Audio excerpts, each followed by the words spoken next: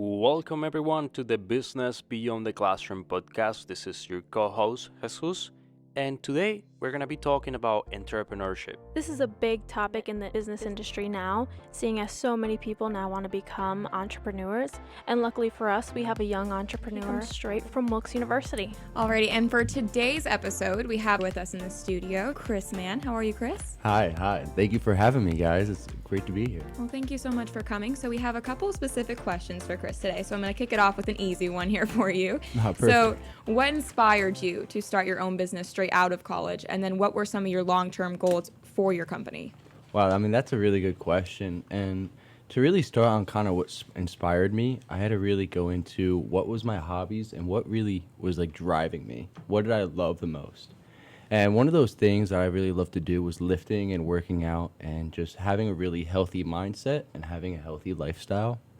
And as a business major, working like a 9 to 5 was not always like my ideal type of thing. So starting my own business was kind of the right way to go. And kind of combining business and having a fitness lifestyle, starting my own fitness company and creating a fitness product which is what I'm doing for, ManMade Muscle, which is my company.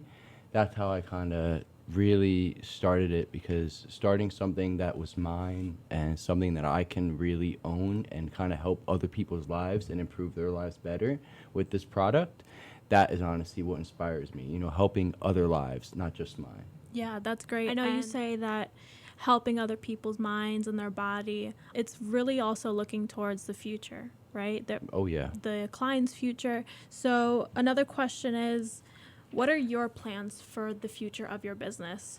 And how do you have any plans to achieve them? Or do you have any steps already taking place to reach those goals? How are you getting through that?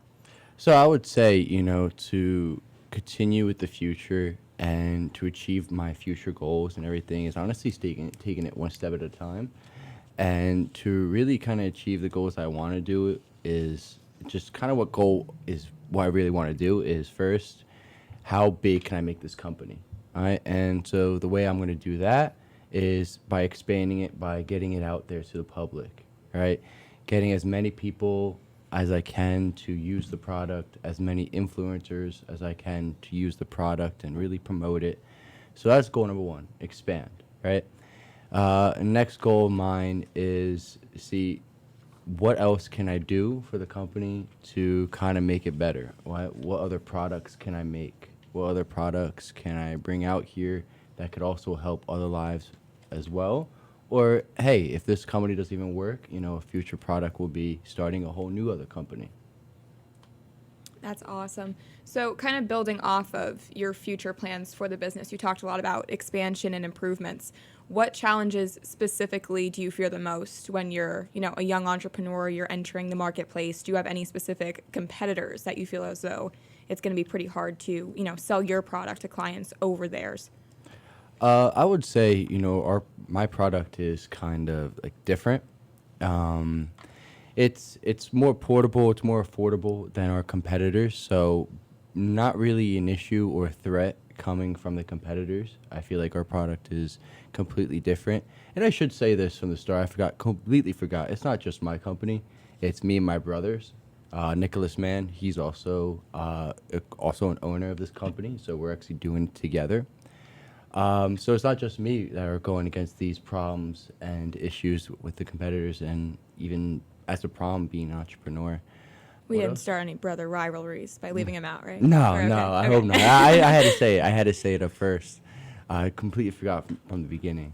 But just no issues coming from the competitors, because I feel like our product is completely different than everybody else. Now, Chris, I have a question for you. So how do you go about financing your business? What considerations did you take, or like all of you guys, how are you going to finance the plan?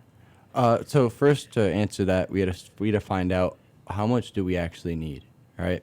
How much money, how much capital do we need to really accomplish our goals and to really take this business from the ground up, right? So as soon as we did a lot of market research and a lot of analyzing and a lot of financial planning, we figured out how much we would need. Me and my brother, we were able to come up with our own amount of money to kind of seed money to start off with. but the seed money isn't all what we need. We need a lot more than that. So another one would be kind of going to investors and angel investors, which is one of our plans to do and to promote the product, and as well as taking like a beginning business loan as well. That's how we're going to start it. So, Nick, when you say that you and your brother invested your own money into this company, would you say that that heavily influences your passion to drive and make this company successful when you put that much of your time and resources into it to want to make this company be successful for you guys? Oh, 100%. I feel like if you can't put your own blood, sweat, and tears into it, especially your money, then you're not really fully into creating something. You're not really going head first. And starting with their own capital was the first steps. Well, that's awesome. I wish you guys the best. In regards to like all the financial planning and this stuff that you're gonna that you were talking about. So I want to ask you, like, how did you get prepared for all of that? Was it the school, your courses? What classes did you take to learn about finance, to learn about entrepreneurship? How does that college experience has been for you so far? So to first start off, I always felt like deep down, I always had an entrepreneur kind of heart. So it wasn't like a class to teach me that and to find interest in it. But the classes that I did take here at Wilkes, which that really did help me and kind of showed me the experience kind of on the insider on it, was my supply chain classes, my operations classes on how the back end of how a company should work at a professional level, right? Taking those classes. Even I took an entrepreneur class here at Wilkes that is also part of the Kirby Center. They helped endlessly, and they really kind of helped me show the really true steps on how it is to really first start a company from the ground up. Yeah, and going off of the help from the Kirby Center here at Wilkes University, what are some other mentors and resources that you have sought out in the creation of your business, as well as the mentors that possibly your brother has as well, to really help that entrepreneurial journey that you're just starting off as? No, of course. I've had actually a lot of mentors, and even starting as a freshman here at Wilkes, and being part of the Seduce School of Business board, they really kind of influenced you guys to get mentors. So ever since, a freshman, I actually had a mentor. Shout out to Herb Kemp. He really helped me when I was applying to jobs and everything. He was helping me, and I even told him about this idea before I even started. And he told me to shoot for the stars. He was in supply chain, so he helped me with supply chain. Just mentors and talking to people, like especially the professionals from the Kirby Center that we got to talk to, those alumni. Those I consider mentors now. Every person you meet is just another connection. It's all networking, and they could be future mentors as well. So I never turn down anybody. That's a little tip for you guys too. Never turn down anybody that has experience in whatever you want to do, because they could always help you and give you a hand with everything.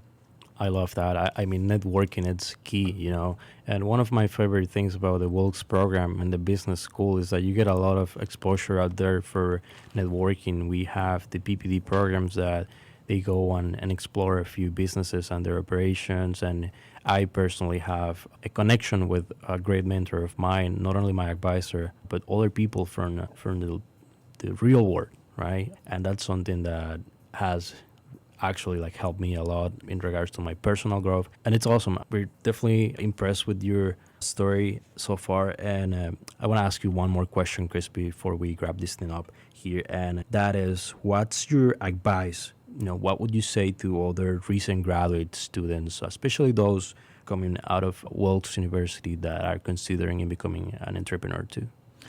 I would say the biggest thing is honestly persistence. If you don't have persistence, if you can fall down 10 times, you better get up 11. Just always keep going at it, and just don't let your dream die. If you can give up, it's okay. But as long as you can get up and try something else, the first thing that you try may not be the best thing for you, or it may not work out the best way. That's fine. But as long as you go up, get up, and try something else, that's honestly how you're going to really do it. So persistency is key. Awesome. I love that. Well, thank you, everyone. This was Business Beyond the Classroom, and your co-host is Jesus, Natalie, and Brooke. Thank you guys. Thank you guys so much for having me.